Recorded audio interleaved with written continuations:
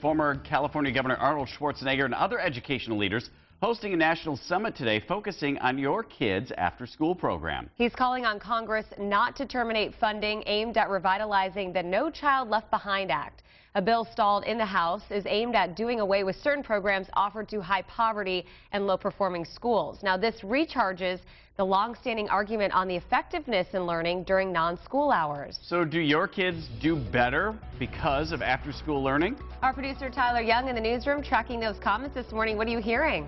Good morning, Derek and Christine. It's estimated that nearly 10 million students across the country are enrolled in these programs, and if funding gets axed for them, they'll kind of just be pushing a back seat. So let's hear from Tex. He says, I'm not sure why they expect after-school programs to work any better than an actual day at school. Those kids are still in rooms with the same kids and the same teacher that they spent all day with, but that's not necessarily true. Some of the programs are a little bit different, tailored, kind of, more fun games, more interactive than a normal school day. Well, and I think that's the key, is what kind of a program are we talking about? Because the programs vary so much from place to place, and John Wood commented on my Facebook page, and he said the problem is some of these programs are simply a daycare where the kids just virtually run wild, and then you have other really well done after school programs that focus on math, that focus on literacy, that help in the areas that the student may not be able to get that one-on-one attention in the classroom. They get that opportunity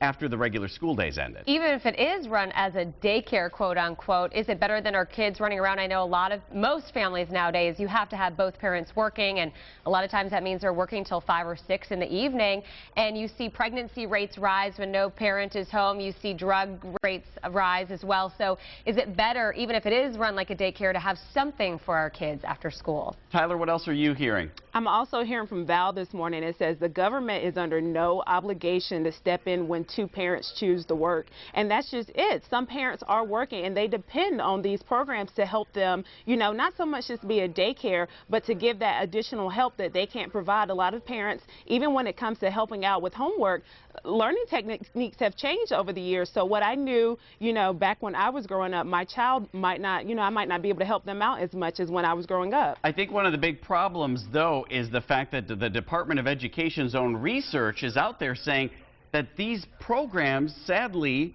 don't improve learning or test scores. So we have to look at it differently and say, okay, we can't break this down to test scores. We've got to look at all the other benefits of a program that's after school. Right, and in North Carolina, now these are some statistics I found from AfterSchoolAlliance.org. This is a group of people that have come together saying we need these programs. They say in North Carolina, 19% of youth are responsible for taking care of themselves after school, while 87% of parents here in North Carolina are satisfied with their programs. So maybe it varies state to state, and like you said, school districts to school districts. Some better than others. Final word, Tyler?